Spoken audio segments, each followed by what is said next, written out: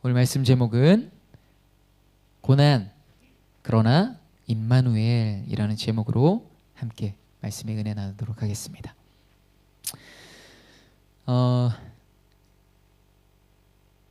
고난을 주제로 한 설교를 참 오랫동안 하는 것 같습니다. 목회자로서의 삶에서 가장 많이 지금 현재도 그렇고 여태 그랬고 참 많이 묵상되는 그 한 가지가 있다면 고난인 것 같습니다. 저는 그렇게 생각해요. 저의 하나님이 도구로서의 그 쓰심은 고난받는 성도를 위로하게 하심이 아닐까라는 생각을 합니다. 그래서 계속해서 이 고난을 묵상해 나갑니다. 어려서부터요, 저를 늘 힘들게 했었던 고난의 주 키워드는 돈이었습니다. 돈. 정확히 표현하자면 저 말고도 저희 가족을 힘들게 했었던 게 이 돈이었어요. 많은 빚을 지고 시작했던 아버지의 사업. 그래서 아마 계속해서 어려움이 많았던 거겠죠. 또 신앙을 지키려다 보니 술 대접 문화 영업이라고 하잖아요. 그런 것들을 안 하시던 이 아버지, 그렇게 또 사업을 이끌어가기가 쉽진 않으셨을 겁니다. 사업이 조금 잘 풀리는 순간도 있었지만 대부분 어려웠던 것 같아요. 기억에 큰 빚이 늘어나고 또 그 빚을 또 갚기도 하고 또 빚을 지고 또 갚기도 하고, 아버지의 사업은 늘 그렇게 반복됐습니다.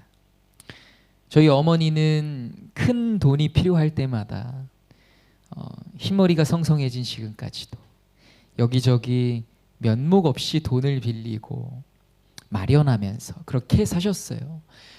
어머니가 한 번은 이런 말씀을 하시는 거예요. 내가 뭘 위해 산 거지? 나는 뭐 하고 산 거지? 하시는 거예요. 이것밖에 안 한 것 같다라고 하시는 거죠. 참 그래요. 제가 결혼하고 참 어려웠던 시간에 태어나서 처음으로 큰 돈이라고 하면 큰 돈인데 이 월세를 낼 돈이 부족해서 주변 지인들에게 처음으로 한 번에 큰 돈을 빌릴 수가 없으니까 5만 원씩 빌려본 적이 있어요. 5만 원씩 이렇게. 근데 그마저도 다 빌리진 못했거든요. 제가 그때 나이가 서른이었는데 제 주변에 뭐 그 비슷한 나이대들이었을 수도 있고 더 나이가 많은 사람들이었겠죠. 그랬는데도 참 그게 참 힘들었는데 어떻게 그 돈을 빌리면서 사셨을까 싶으신 거예요. 정말로 그 마음을 아주 조금이나마 체감을 해봤습니다. 그래요. 그러면서 이 당한 그런 수치, 부끄러움, 돌아보면 정말 당신의 삶에서 뭐가 남는지 하시는 그런 고백을 들으면서 저는 그리고 다른 가족들 뭐 함께 아무것도 해줄 수 없는 그런 삶을 살아왔던 것 같습니다.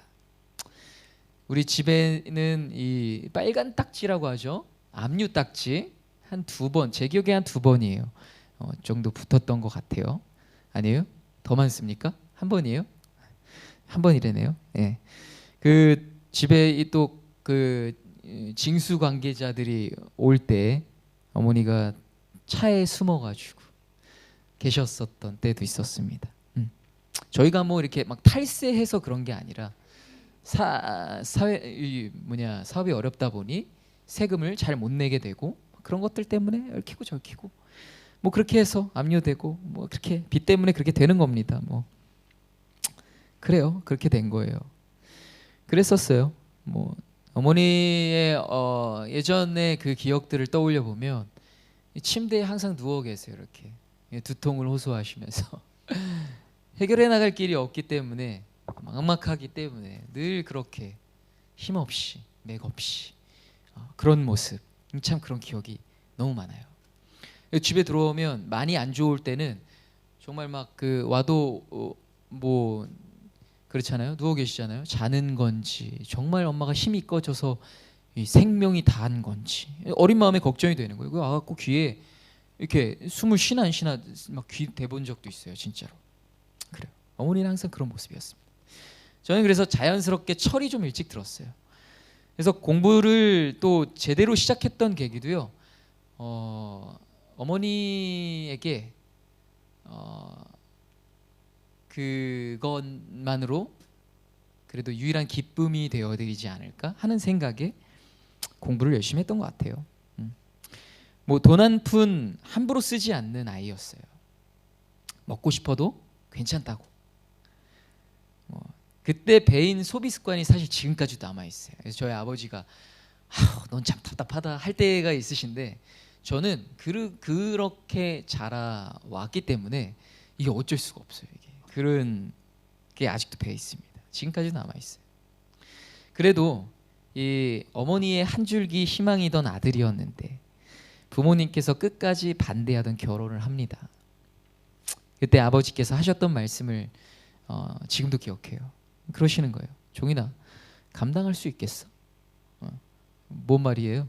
옆에 있는 사람 감당할 수 있겠어? 그런 거죠. 저는 감당할 수 있어서가 아니라 감당해야만 한다고 생각했어요. 이 일을 감당하지 못하는데 목회하면서 누구를 감당할 수 있을까? 그런 마음이었습니다. 교만이었나 봐요. 그리고 결혼 이후에 제가 감당해야 할 것은요, 이제껏 단 한 번도 상상해 본 적 없었던 그런 것들이었어요. 결혼 이후에 사역했던 순간들이요, 지금까지도 생생하게 기억나요. 왜 기억나는지 아세요? 너무 부끄러워서. 교회에서 힘을 쓸 수가 없었어요. 가정에서 이 쓸데없이 에너지를 다 소비하고 와서 이 사역에 힘을 에너지를 쏟아낼 수가 없는, 신경을 더 쓰질 못하는 거예요. 얼마나 부끄러운지 몰라요. 그래서 더 기억이 나요. 그래서 지금 이제 그 교회에 또 이 말씀을 전하러 가는 건데, 그랬음에도 불구하고 참 사랑을 많이 받았고 지금까지도 오셔서 도와주시고 기도해 주시고 또 불러주시고 얼마나 감사한지 모릅니다. 그래요. 참 부끄럽습니다. 그때 이 교회에서 파트타임으로 사역을 할 때인데 새벽에 편의점 아르바이트를 했어요. 월요일부터 금요일까지, 주일 새벽부터 했나? 그랬을 거예요. 주일 새벽, 월요일 새벽부터 해가지고 금요일 새벽까지 하고 주말 사역하고 또 수요일 날도 예배 가고 금요일도 예배 가고 그땐요 진짜 새벽에 이렇게 하고 아침에 그러면 자야 되잖아요. 근데 또 사랑이를 봐야 됐어요. 오전에 또 옆에 있던 사람이 잠깐 오전에 파트타임으로 일을 하고 그때 사랑이를 봤어요. 그러다가 진짜 기억이 남는 게, 제가 사랑이를 보다가 정신을 팍 이게 진짜 TV 꺼지듯 팍 꺼졌어요. 기억이 안 나. 그러고 딱 눈을 떴는데 몇 시간이 흐른 거예요. 진짜 한 2시간 정도 가량 흘렸던 것 같아요. 사랑이가 다행히 자기 혼자 이렇게 놀고 있었는데 온몸에 똥을 철갑을 하고, 근데 막 너무 미안해서 막 끌어안고 울었어요. 그때 정말 힘들었어요. 그러고 나서 이제 오후에 잠깐 쪽잠을 자고 대학원을 갔어. 졸업을 해야 이제 전임 사역을 할 수 있으니까. 제가 왜 그렇게 일을 하면서 했냐, 이 늘려놓은 빚을 제가 또 갚아야 되기 때문에 그렇게 살았습니다. 참 그래요. 힘들었어요. 교육부서를 감당하며 아이들에게 쏟지 못했던 그때 참 부끄럽습니다. 여력이 없었던 것. 그랬었어요. 그저 겨우겨우 맡겨진 사역을 해냈던 시간이었습니다. 늘 그렇게 결혼 이후에도 고난의 삶을 계속해서 살아왔습니다. 그러다가 결국 가장 큰 고난을 만나게 되죠. 목회자의 이혼. 주변에서는 많이들 그러더라고요. 이혼한 목회자들 많다. 목회 못하는 거 아니다. 그런데 아무리 둘러봐도 제 주변은 없더라고요. 그런 걸 떠나서 저란 사람에게 이 정도, 그러니까 바른 길에서 이탈하는 건 정말 큰 시련이었습니다. 정말 큰 시련이었어요. 그때부터 저는 이 우울증에 시달리게 됐어요. 우울증에. 신앙이 없던 게 아니잖아요. 근데 정말 그 우울감에 더 깊이 빠져만 갔습니다. 그러던 저를 너무나 당연하지만 또 감흥이 없는 그런 상투적인 고백으로 들릴 수도 있겠지만 하나님께서 그 오랜 시간의 그 깊은 수렁에서 다시 건져주시고 다시 놀랍게 일으켜 세워주십니다. 이건 경험해보는 사람이 알아요. 이 정말 그 지옥 불구덩이에서 끄집어진 그 기분은 경험해본 사람이 압니다. 그렇게 다시 일으켜 세워주셨어요. 그때부터 준비해서 개척한 교회가 바로 사랑을 이루는 교회입니다. 그렇게 세워졌어요. 우리 교회는 그렇게 말도 안 되게 세워진 교회입니다. 하나님께서 이 교회를 세우시기 위해 저를 다시 일으켜 세워주셨습니다. 그리고 하나님께서 담임 목사인 저를 통해서 우리 교회에 처음 주셨던 말씀이 요한복음이에요. 요한복음. 근데 그 이유를 목회하는 내내 너무 여실히 깨닫게 됩니다. 너무 여실히 깨닫게 돼요. 너무 감사하고 있어요. 여러분, 요한복음에서 아주 특별하게 증거되고 있는 예수님에 관한 기록이 있는데요. 뭘까요? 어떤 예수님에 관해서 특별히 기록되어 있을까요? 바로 말씀이신 예수님이에요. 유일합니다. 예수 그리스도, 말씀이 육신이 됐다. 말씀이신, 태초에 계셨던 그 말씀, 그분이 예수 그리스도라는 그 기록은 요한복음이 유일합니다. 근데 그 요한복음을 함께 나누면서 그 말씀이신 예수 그리스도를 정말로 우리가 붙들고 나아갔던 게 얼마나 감사한지 몰라요. 얼마나. 정말 감사합니다. 오늘 여러분과 함께 나누고자 하는 게 바로 이 말씀이신 예수 그리스도, 특별히 고난 가운데 말씀이신 예수 그리스도에 관한 그런 말씀의 은혜입니다. 저의 모든 고난 가운데 그 말씀으로 함께 계셨던 예수님, 그리고 지금 우리 사랑을 이루는 교회 성도 여러분들과도 그 말씀으로 함께 계시는 예수님을 오늘 이 시간 깊은 은혜 가운데 더욱 친밀히 만나게 되시기를 주님의 이름으로 축원합니다. 아멘. 요한복음 1장 1절 말씀이에요. 태초에 말씀이 계시니라. 이 말씀이 하나님과 함께 계셨으니 이 말씀은 곧 하나님이시니라. 아멘. 구약에서요, 이 말씀이라는 단어에 해당되는 히브리어는요, 다바르라는 단어예요. 다바르. 이 단어는 헬라어로 어떻게 번역이 됐냐면 로고스라고 번역됐습니다. 다들 들어보셨죠? 말씀, 로고스입니다. 또 예수 그리스도, 그러니까 말씀이신 예수 그리스도를 지칭하는 단어 로고스입니다. 그 단어가 히브리어로는요 다바르예요. 근데 태초에 말씀이 계시니라, 거기에 다바르 그 단어가 들어있는 거예요.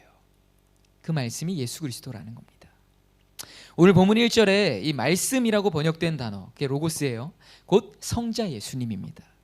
성육신 하시기 전에 태초부터 하나님과 함께 계셨던 모습이 바로 어떤 모습으로? 로고스, 말씀으로 계셨다라는 거예요. 이 인간의 몸을 입으시기 전에 어떤 모습으로 계셨다? 말씀으로 계셨다. 하나님의 말씀으로 계셨던 분이 성자 예수님, 하나님의 독생하신 아들이셨습니다. 그분이 예수님이에요. 요한복음 1장 14절 말씀입니다. 말씀이 육신이 되어 우리 가운데 거하심에 우리가 그의 영광을 보니 아버지의 독생자의 영광이요 은혜와 진리가 충만하더라. 아멘. 여러분, 이제 그 말씀이 사람의 몸으로 이 땅에 오셨습니다. 그분이 누구예요? 예수 그리스도입니다. 태초부터 하나님과 함께 계셨던 그 말씀이 육신을 입어 이 땅에 오셨어요. 그분이 예수 그리스도라는 거예요. 그리고 여러분, 이 땅에서 모든 일을 다 이루신 후에 승천하시는 예수님께서 뭐라고 말씀하세요? 마태복음 28장 20절 말씀. 내가 너희에게 분부한 모든 것을 가르쳐 지키게 하라. 볼지어다 내가 세상 끝날까지 너희와 항상 함께 있으리라 하시니라. 아멘. 세상 끝날까지 우리와 함께 하신다고 하셨어요. 예수님께서 승천하실 때. 그분께서 우리와 지금까지 어떻게 함께하고 계실까요? 말씀으로. 어떻게요? 말씀으로. 여러분, 예수님이 어떻게 여러분과 함께 하시는 거예요? 이 말씀으로 함께 하시는 거예요. 와닿아요? 이게? 와닿으십니까? 그래서 이게 은혜였던 거예요. 여러분, 말씀 보면서 이런 그 감동이 있습니까? 이런 깊은 통찰이 있어요. 깨달음이 있어요. 함께 하시는 예수 그리스도께서 이 말씀으로 우리와 함께 하시는구나. 여러분, 누군가를 의지한다라는 건 그렇잖아요. 사랑이가 종종 이런 얘기를 해요. 하나님 정말 계셔? 안 보이는데. 그럼 제가 또 당연하다는 짓이 또 가르쳐 주죠. 사랑아, 너 숨 쉬어 안 쉬어? 숨 쉬어. 너 뭐 숨 쉬는 건 뭐야? 공기가 있어야 숨을 쉴 수 있어 없어? 그러니까 그거 알더라고요. 공기가 있어야 된다는 거. 그럼 공기가 보여 안 보여? 안 보여. 공기 있어 없어? 있어.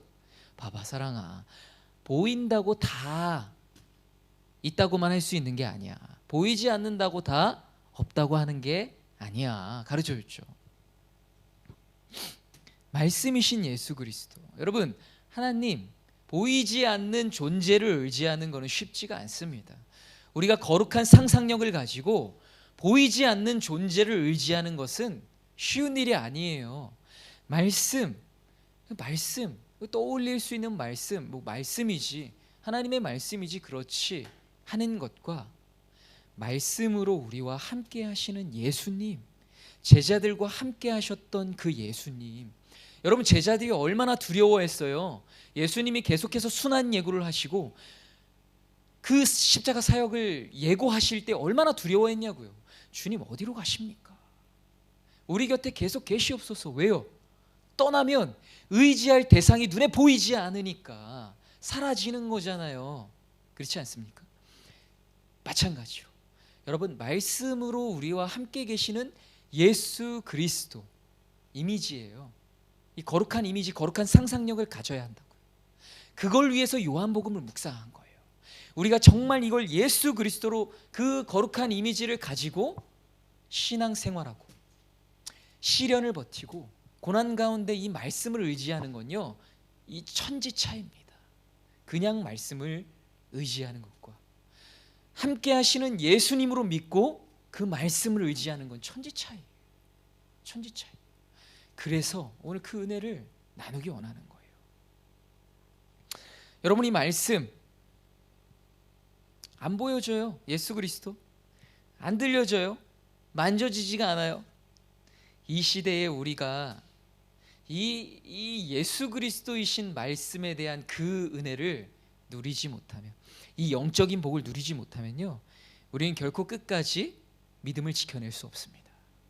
우리는 결코 끝까지 이 어두운 세대를요, 믿음으로 완주해낼 수가 없어요. 왜 그럴까요? 왜 그럴까요? 성도들에게는요, 반드시 고난이 있기 때문입니다. 왜 그렇다고요? 성도들에게는 고난이 있기 때문입니다. 때문이에요. 그러면 이렇게 말할 수 있어요. 그러면 고난이 없으면 성도가 아닙니까? 이거 제 개인 견해예요. 고난이 없으면 성도가 아니에요. 하나님이 사랑하시는 성도들에겐 무조건 고난이 있어요. 무조건. 제가 여러 번 설명드렸죠. 말씀대로 살아내려니 고난이 없을 수가 없는 겁니다. 거듭나려니 고난이 없을 수가 없어요. 고난이 없이는 이 믿음을 밝히 볼 수가 없어요, 여러분. 고난. 성도들에겐 반드시 고난이 있기 때문에 이 말씀이신 예수 그리스도의 은혜가 누려지지 않으면 그 말씀, 그 예수 그리스도로 보지 못하고 만지지 못하고 상상해내지 못하면 결코 이 믿음을 지킬 수가 없는 거예요. 설교 서두에 주구장창 저의 고난을 얘기했던 이유가 바로 이 말씀을 드리고자 합니다. 성도에게는 반드시 고난이 있기 때문입니다. 그 고난의 깊이와 고난의 정도, 고난의 기간은 상이할 수 있어요. 하나님께서 연단하고 만들어 가시고자 하시는 만큼 사랑하는 자녀들에게, 성도들에게 고난을 주시기 때문입니다. 그릇이 다르잖아요. 물론 모든 고난이 연단을 위한 고난은 아닐 거예요. 그래요. 저는 성경적으로 고난을 큰 범주에서 두 가지로 정의했습니다. 첫째로 죄로 인한 징계와 징벌의 고난이 있어요. 대표적으로 다윗이 당한 고난을 말할 수 있습니다. 그는요, 이 통일국가의 왕으로 승승장구하던 시절을 겪었어요. 그때 다윗이 어때요? 영적 나태함에 빠져듭니다. 이 자신의 부하들, 신하들은 나가서 전쟁 치르고 있어요. 근데 다윗은 어때요? 해가 저물어 갈 때 침상에서 일어납니다. 뭘 보여줘요? 아, 다윗이 밤늦게까지 고생했구나, 뭐 이거예요? 예? 밤새 기도했구나, 이게 떠올려 주십니까? 아니에요. 영적 나태함에 빠져 있는 겁니다. 게으름에 빠져 있는 거예요. 전시에 교만함에 빠져 있는 겁니다. 자아도취되어 있는 거죠. 통일왕국, 아주 승승장구하고 있는 이스라엘의 왕, 그런 거예요. 그때 다윗에게 무엇을 주십니까?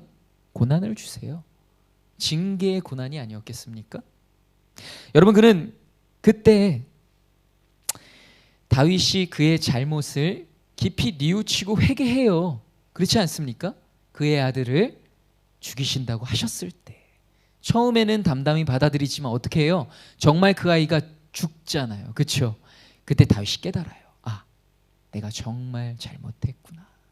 정말 돌이킵니다. 정말 회개했다고요. 그래서 그 고난이 그렇게 끝이 났습니까? 그 고난 받은 걸로 그게 끝이 났을까요? 그렇지가 않아요. 여러분, 그렇지가 않습니다. 어떤 일이 일어나요? 그 죄악으로 잉태됐던 자녀가 죽는 건 당연했고요. 형제간의 그 다윗의 그 자녀들, 형제간의 간음죄 또는 살인죄, 또요 그 아들 압살롬의 그 나라를 찬탈하는 그 반역이 일어납니다. 이 모든 것은요, 다윗의 회개와 뉘우침에도 불구하고 그가 받아야 했던 죄로 인한 고난이었어요. 이 죄는 그래요. 그런 죄에 대한 고난이 분명히 있다고요.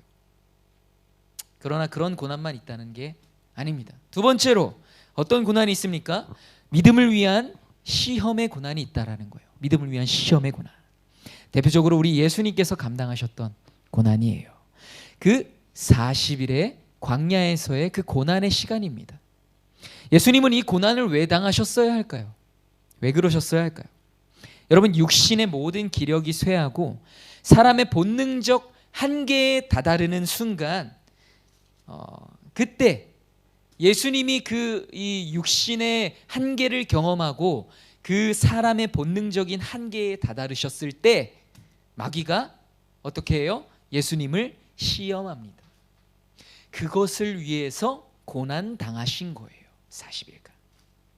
여러분, 우리들 고난, 그런 믿음을 위한 시험의 고난도 마찬가지예요. 그때 시험을 받게 하시는 거예요. 고난 가운데 있을 때, 흔들리고 있을 때, 어려울 때, 아플 때, 믿음을 지키기 힘든 상황에서 믿음을 보기 원하신다라는 것입니다. 그때 믿음의 시험이 찾아오는 거예요. 왜요? 내가 감당할 수 있을 만할 때는 진짜 믿음인지 알 수 없어요. 그렇잖아요. 그래서 예수님도 그런 고난을 당하셨다라는 거예요. 그런 고난이 있어요. 여러분, 비단 이 두 가지 고난이 고난의 전부는 아닐 거예요. 제가 정의했잖아요. 애매한 고난도 있어요. 애매한 고난도. 누구의 고난이에요? 욥의 고난이 있습니다. 욥의 고난. 잘 해석이 안 됩니다. 욥은 죄가 있어서 고난받았습니까? 아니에요. 당대의 의인으로 칭함받았다라는 거는요, 하나님께 인정받는 사람이었다라는 거예요. 죄가 있었던 게 아닙니다. 근데 마귀가 찾아오잖아요. 이 사람 시험해 봅시다. 하나님께 딜해요. 하나님은 오케이 합니다. 그래서 당한 고난이 바로 욥의 고난이에요. 이 믿음이 없는 사람들이 보면 이 신들의 장난에 휘말린 인간의 이야기밖에 안 되는 거예요. 그렇지 않습니까? 그렇잖아요. 그렇게 이야기합니다. 여러분, 욥, 이 고난, 얼마나 어마어마한 고난. 이 가산이 다 풍비박산이 나고 자녀들이 죽고 종들이 죽고 그 재산이 다 죽잖아요. 죽고 또 사라지고 무너지고 다 빼앗겨요. 자신의 몸까지 친다고요. 친구들이 와서 위로한답시고 오히려 이게 뭐 의도는 하지 않았지만 그랬습니다. 고난 가운데 있는 성도를 위로한답시고 괜찮아. 야, 한번 돌아봐. 뭔가는 네가 잘못한 게 있어서 당한 걸 거야. 더 깊이 기도해봐. 고난 가운데 있는 성도들한테 그렇게 하면 어때요? 예? 한 대 쳐도 그건 저기 뭐라 그러죠? 갑자기 단어가 생각이 안 나네. 어쨌든 그래요. 그렇습니다. 욥은 그런 고난을 당한다고. 근데 마지막에 하나님께서 어떻게 하셔요? 갑절로 갚아주신다고요. 갑절로. 자녀들도 갑절로, 그의 재산도 갑절로. 이게 고대 사회에서 이게 어떤 뜻인 줄 아세요? 누군가에게 피해를 주면요, 그에게 갑절로 갚아주게 했습니다. 어떤 뜻이에요? 하나님께서 욥에게 피해를 줬다라는 그런 의미가 담겨 있는 거예요. 네 잘못이 아니다라는 거죠. 그래서 갑절로 갚아주신 거예요. 애매한 고난인 거예요. 네. 그러나 결국 욥은 어떻게 됐습니까? 욥은 하나님을 만나게 됐다는 거예요. 여러분, 만났어요. 여러분들의 고난은 어떻습니까? 왜 고난 가운데 있는지 해석이 돼요? 그러나 중요한 사실은 우리는 그 고난의 이유를 다 해석하고 깨달아낼 수가 없다라는 거예요. 왜요? 하나님은 우리와 너무나 다르기 때문에. 하나님은 너무나 크시지만 우린 너무 작아요. 하나님의 뜻과 우리의 뜻은 본질적으로 다르다고 하나님 말씀하셨잖아요. 그래서 해석되고 깨달을 수가 없는 겁니다. 그러나 그럼에도 불구하고 하나님께서 허락하시는 고난에는 분명한 이유가 있다라는 것이죠. 이유가 있어요. 분명한 이유가 있다라는 거예요. 이유 없는 고난이 없다라는 것입니다. 저는 이 고난의 세월을 살아냈어요. 그리고 지금 이 자리에 이르기까지 제가 깨달은 고난의 이유는 바로 이것입니다. 뭐냐? 첫째로 말씀을 의지하게 하시기 위함입니다. 왜 고난받게 하셨느냐? 왜 긴 기간 고난 가운데 거하게 하셨느냐? 결국에는 이 말씀만을 의지할 수 있는 그 한 사람으로 나를 성장시키기 위하심이었다라고 저는 정의합니다. 먼저 설명드렸던 그 말씀, 그리고 말씀이신 예수 그리스도에 대한 이해를 가지고 마태복음 1장 21절 말씀을 읽겠습니다. 시작. 아들을 낳으리니 이름을 예수라 하라. 이는 그가 자기 백성을 그들의 죄에서 구원할 자이심이라 하니라. 아멘. 하나님께서 직접 그 아들의 이름을 명하셨어요. 성육신하신 하나님의 독생하신 아들의 이름을 뭐라고 명하십니까? 예수라 하라 라고 하셨어요. 예수. 아시죠? 예수라는 이름은요, 구원자라는 뜻입니다. 구원자. 여호수아 같은 맥락이에요. 예수아, 예수, 구원자예요. 구원자.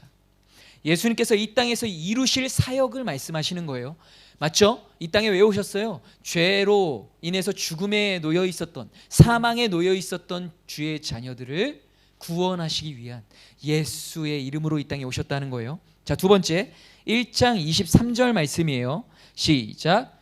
보라, 처녀가 잉태하여 아들을 낳을 것이요 그의 이름은 임마누엘이라 하리라 하셨으니 이를 번역한즉 하나님이 우리와 함께 계시다 함이라. 아멘. 두 번째 이르신 그분의 이름은 뭡니까? 임마누엘이에요. 여러분들 보면 마태복음 묵상하면서 예수라는 이름은 우리가 계속해서 언급되기 때문에 예수 집중하고 묵상한단 말이에요.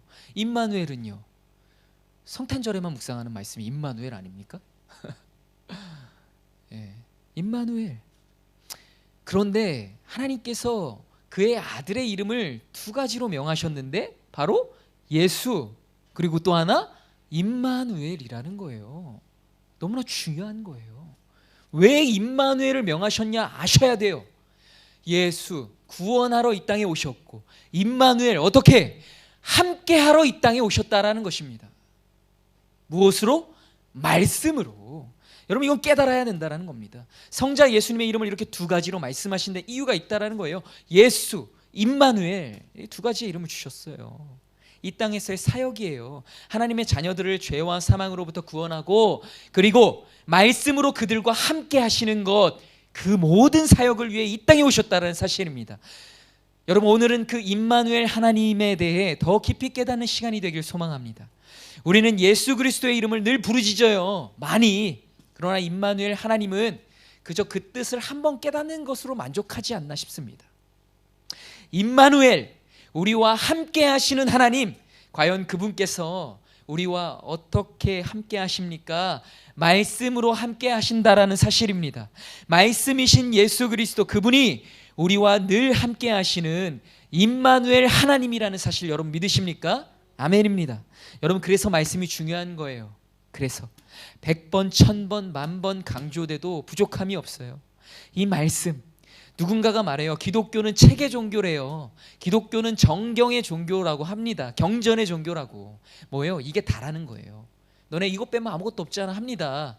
왜? 뭐 돌을 닦는 것도 아니고 뭐 신비 체험이 많은 것도 아니고 그래요. 이 개신교를 이 성경의 종교라고 해요.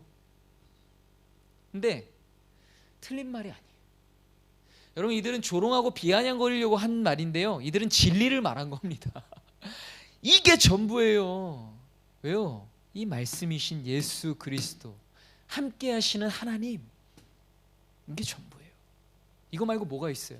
이게 전부인데 전부가 되지 못해서 문제인 거지, 이게 전부라서 문제가 되는 게 아니라고요. 종교개혁을 통해서요, 이 설교, 이 말씀이 굉장히 중요하다라고 이렇게 올려진 거예요. 그래서 그 다음부터 설교를 막 강조하기 시작한 겁니다.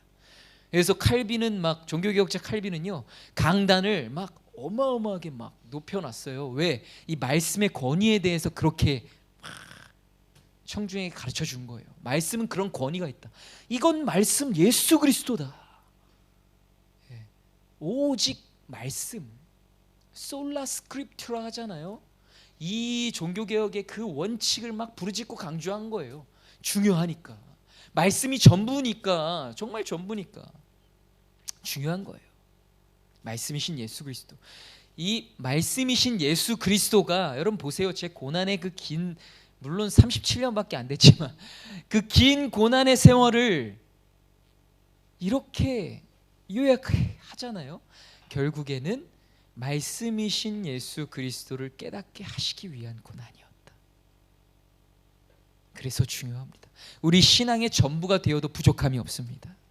여러분, 정말 저는 한계에 한계까지 몰아붙여지는 그 고난에서 우울증, 또 공황, 그냥 정말 주님이 다시 오시든지, 뭐 전쟁이 나든지, 뭐 행성이 충돌하든지, 어떻게든 다 끝나버렸으면 좋겠다고 여겼던 그 순간들을 지나오면서 결국에 저를 버티고 견디게 하며 더욱 다부지게 만들어냈던 것은 다름 아닌 이 말씀이었다는 거예요. 다른 게 아니었어요. 누군가의 도움, 누군가를 의지하는 거, 뭐 사람의 그 좋은 그 위로의 말과 뭐 우리 가족도 비빌 언덕이 아니었습니다. 없어요. 이 땅에 우리는 적신으로 홀로 태어나 오직 누구를 의지하며, 예수 그리스도를 의지하며 태어나서 죽을 때까지 그렇게 살아가는 거예요. 없어요. 없어요. 다른 것을 의지하려 한다면 결코 이 고난에서 헤어나올 수가 없어요. 이 고난은 끝이 나지 않아요. 왜? 여러분 보세요. 문제를 풀려면 이 문제를 풀어야 돼. 이 문제를 풀어야만 이 시험에서 통과하는 건데, 문제의 답이 떡하니 적혀 있네. 알아. 이 문제의 답을 알기도 해. 근데 이 1, 2, 3, 4번 중에 3번이 답인데 계속 1번을 찍어. 이 통과해, 못 통과해요? 못 통과하는 거예요. 그러면 시험이 끝나요, 안 끝나요? 안 끝나요. 안 끝나요. 여러분, 제가 저희 어머니한테 막 계속 말씀드렸어요. 어머니, 이 고난의 언덕을 넘지 못하면 이 고난은 끝나지 않습니다. 마음을 바꿔야 합니다. 이제는 깨달아야 합니다라는 말씀을 안 드렸어요? 되게 처음 듣는 것 같이 막 이러셔가지고 내가 언제 그랬어? 내가 잘하고 있었는데 뭐 이런 느낌이. 아니에요. 말씀드렸어요. 시험은, 고난은 통과할 때까지. 언제까지요? 통과할 때까지. 아닌 것 같으면 그렇게 믿으셔도 저는 할 말은 없어요. 근데 저는 이 시간 그렇게 선포합니다. 시험은 언제까지? 통과할 때까지. 왜? 왜 그럴까요? 내가 준 시험이에요? 아니야. 하나님께서 여러분들에게 그 시험을 주시는 건데 왜 주신 거예요? 결국에 이 말씀이신 예수 그리스도 의지해서 시험을 통과하라고, 고난을 이겨내라고, 그런 사람이 되라고, 그렇게 믿음을 지켜내라고. 그래서 시험을 주는 건데 그걸 통과하지 못하면 계속 제자리 걸음 통과하지 못합니다.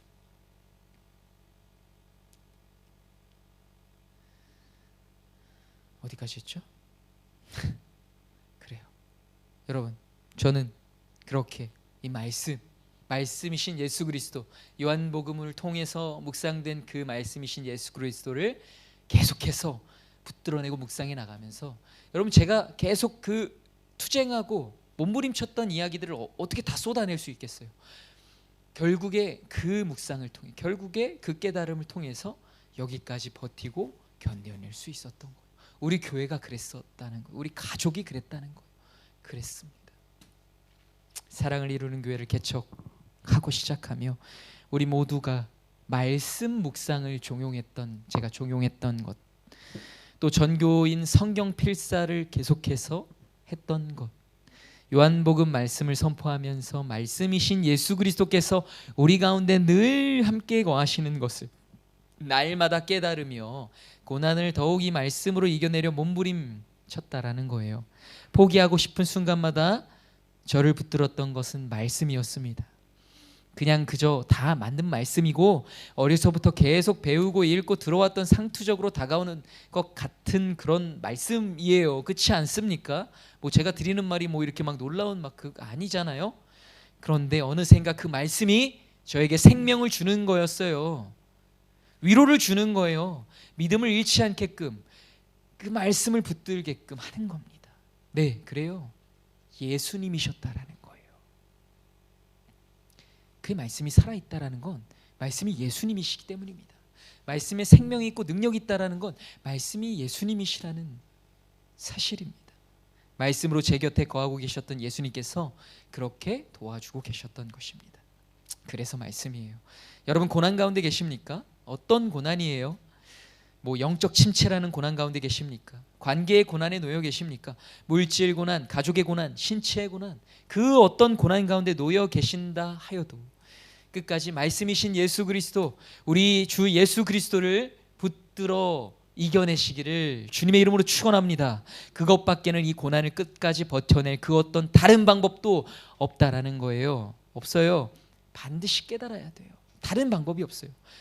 반드시 깨달으시기를 주님의 이름으로 축원하고 또 축원합니다. 둘째로 우리에게 고난을 주시는 이유는요, 그렇게 말씀 위에 든든히 세워지게 하시기 위함입니다. 말씀 위에 든든히 세워지게 하십니다. 첫 번째 대지랑 뭐 비슷해 보이지만요, 조금 맥이 달라요. 마태복음 7장 24절에서 27절 말씀 제가 읽어드릴게요. 그러므로 누구든지 나의 이 말을 듣고 행하는 자는 그 집을 반석 위에 지은 지혜로운 사람 같으니 비가 내리고 창수가 나고 바람이 불어 그 집에 부딪히되 무너지지 아니하나니 이는 주추를 반석 위에 놓은 까닭이요 나의 이 말을 듣고 행하지 아니하는 자는 그 집을 모래 위에 지은 어리석은 사람 같으리니 비가 내리고 창수가 나고 바람이 불어 그 집에 부딪힘에 무너져 그 무너짐이 심하니라. 여러분 고난이 다가올 때마다 늘 같은 모습으로 그 고난을 대한다면 그 고난이 의미가 없습니다. 우리는 고난 가운데 그 연단을 통해 분명히 만들어져 간다라는 거예요. 어떻게 해요? 반석 위에 지어진 집과 같이 지어져 가는 겁니다. 말씀으로 이겨내고 말씀으로 견뎌내고 말씀으로 인내하는 그 행함, 이게 행함이에요. 여러분 그 반석 위에 집을 지은 사람은 어떤 사람이래요? 말씀을 행하는 사람이래잖아요. 말씀을 행한다라는 것은 그 집을 지어가는 거예요. 건축해가는 것입니다. 그게 말씀을 행하는 삶이에요. 내가 말씀으로 이 고난을 이겨내기 위해서 말씀을 행해 나가는 그 삶이 반석 위에 집을 지어나가는 삶인 거예요. 지어져 가는 거예요. 한 번에 뚝딱 지어지는 게 아니에요. 여러분 신앙생활은요, 한 번에 끝나는 것도 있지만 한 번에 끝나지 않는 것이 대부분이라는 거예요. 우리는 단번에 구원받았지만 그 구원을 이루어 간다라는 거예요. 그 부분에서 여러분 이 집을 세워 나간다라는 거예요. 그렇잖아요. 말씀 한번 행하면 끝입니까? 아니에요. 이 인생 가운데 우리는 말씀을 행하며 살아가는 것, 그 집을 세워 나간다라는 거예요. 든든하게. 언젠가는 세워지겠죠. 세워지면 어때요? 세워지면 세워질수록 여러분 기초 타설만 해놓은 건물은 언제 바람이 불어도 무너질까 모르는 겁니다. 그러나 세워지면 세워질수록 그 집이 어떻게 돼요? 든든해지는 거 아니겠습니까? 그래서 비가 내리고 창수가 나고 바람이 불어도 흔들리지 않는 거죠. 견고해지는 거죠. 중요한 것은 그 집을 어디 위에? 반석 위에, 말씀 위에. 그게 말씀을 행하는 삶, 그거예요. 그렇게 살아가야 한다는 것입니다. 그렇게 세워지게 하시기 위해 그래서 고난을 주신다라는 거예요. 일맥상통하는 겁니다. 말씀이신 예수 그리스도를 의지하게 하시기 위해요. 그리고 그렇게 살아가는 삶을 통해서 견고해지는 거예요. 세워지는 겁니다. 든든해지는 거예요. 그러면 어떻게 돼요? 같은 고난이 찾아와도 어떻게 되는 거예요? 흔들리지 않아요. 무너지지 않는 거예요. 견딜 수가 있게 되는 겁니다. 이 모든 고난은요, 훈련의 장이에요. 더욱 말씀에 귀를 기울이는 훈련, 더욱 말씀을 의지하는 훈련, 더욱 말씀으로 살아내는 훈련, 그 훈련을 통해 우리는 더욱 견고해진다는 겁니다. 이 고난이 분명한 유익이 되는 거예요. 여러분 반석 위에 든든히 견고히 세워지는 우리 사랑을 이루는 교회 모든 성도들이 다 되시기를 주님의 이름으로 축원합니다. 개인적인 시련과 풍파를 넘어 이 시대 가운데 닥쳐오는 시련에도, 앞으로 교회가 감당해야 할 그런 시련에도 결코 흔들리고 무너지지 않고 든든한 견고한 집이 다 되어지시기를 주님의 이름으로 다시 한번 축원합니다. 마지막으로 주님 다시 오실 때 그렇게 버티고 인내하여 말씀으로 붙들어낸 여러분들의 그 믿음을 보시기 위해 고난을 허락하신다라는 거예요. 누가복음 18장 8절 말씀. 내가 너희에게 이르노니 속히 그 원한을 풀어주시리라. 그러나 인자가 올 때에 세상에서 믿음을 보겠느냐 하시니라. 결국엔 여러분 말세에 인자가 다시 올 때에 그 모든 시련과 풍파를 이겨낸 그 믿음, 그 가운데에서도 잃지 않고 붙들어낸 그 믿음, 그 믿음을 보기 원하신다라는 거예요. 여러분 말세 이 세상에서 정말 그 믿음으로 인정받을 그 사람을 볼 수가 있다는 말씀이에요? 아니에요. 그런 사람이 정말 적다는 겁니다. 말세 인자가 다시 올 그때에 세상에서 믿음을 보겠느냐? 볼 수 있겠니? 하는 겁니다. 그 진짜 믿음은요, 시험과 고난이 없이는 절대로 드러나지 않아요. 절대 결코 드러나지 않습니다. 내 믿음이 진짜인지 가짜인지 평안하고 무탈할 때는 절대로 알 수 없어요. 감리교회 창시자 요한 웨슬리 여러 번 말씀드렸죠. 전도 여행을 떠나는 그 미국으로 가던 그 배 위에서 심한 풍랑을 만나요. 죽을 것 같은 거예요. 진짜 얼마나 두려워요. 근데 목사였어요. 웨슬리. 이 믿음이 있어야 되잖아요. 예? 풍랑으로 두려워도 풍랑을 잠잠케 하실 주님을 믿고, 또는 내가 이 가운데 죽게 되더라도 순교하는 것이고, 예? 주님이 내 생명을 쥐고 계시니 두려워하지 않겠습니다. 이런 믿음을 우리는 상상합니다. 웨슬리도 그랬을 거예요. 근데 두려운 거예요. 막 흔들리는 겁니다. 근데 배 한켠에서 모라비안 교도들을 봐요. 자기들끼리 예배하고 찬양하며 기도하는데 그 모습이 한없이 평안한 거예요.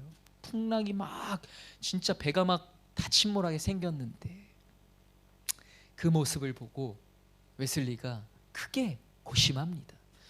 야, 믿음이 무엇인가? 여러분 믿음은 그래요. 믿음은 그렇다고요. 풍랑을 만나기 전엔 내 믿음이 진짜인지 믿음인지 가짜인지 알 수가 없어요. 내 믿음이 어느 정도인지 알 수가 없어요. 내가 어느 만큼 이 믿음을 지킬 수 있는 사람인지 알 수가 없다고요. 그래요. 그렇다고요.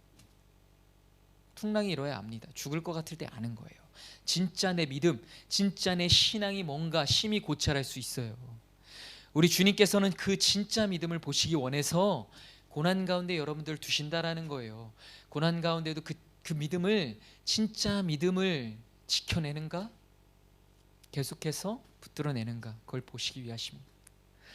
늘 삶의 모든 순간 여러분들께 고난이 와도 평안함 가운데 놓여 있더라도 어느 순간에도 늘 임마누엘 함께 하시는 말씀이신 예수 그리스도를 끝까지 의지하며 살아가는 우리 사랑을 이루는 교회 사랑하는 성도 여러분들 다 되시기를 주님의 이름으로 축원합니다.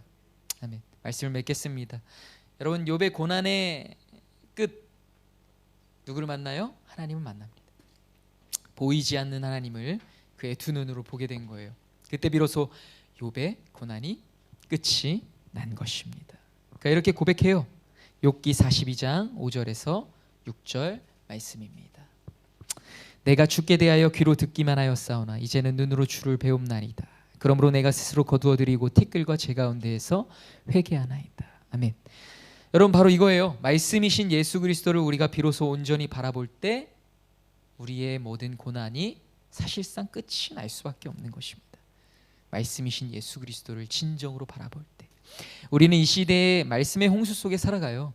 유튜브 어플만 켜도 말씀이 얼마나 많습니까? 강단에서 선포되는 말씀이 있습니다. 그러나 우리 육신의 눈으로, 우리 육신의 귀로는 그 말씀을 보고 깨달을 수가 없어요. 예수 그리스도이심을 깨달을 수가 없다라는 거예요. 그러나 우리 영의 눈, 성령께서 열어주시는 그 눈으로 말씀을 보고 성령께서 열어주시는 귀로 그 말씀을 들으면 말씀이신 예수 그리스도를 보고 들을 수 있다라는 사실입니다. 함께 이렇게 기도하겠습니다. 이 말씀이 우리와 함께 하시는 임마누엘 하나님 예수님으로 보여질 수 있도록 성령님 눈을 열어주시옵소서. 그래서 고난 가운데 이 말씀이신 예수 그리스도를 의지하며 끝까지 버텨내고 이겨내고 승리하는 제가 될 수 있도록 도와달라고 우리 한번 간절히 기도하며 나아가도록 하겠습니다. 함께 기도합시다. 하나님 아버지,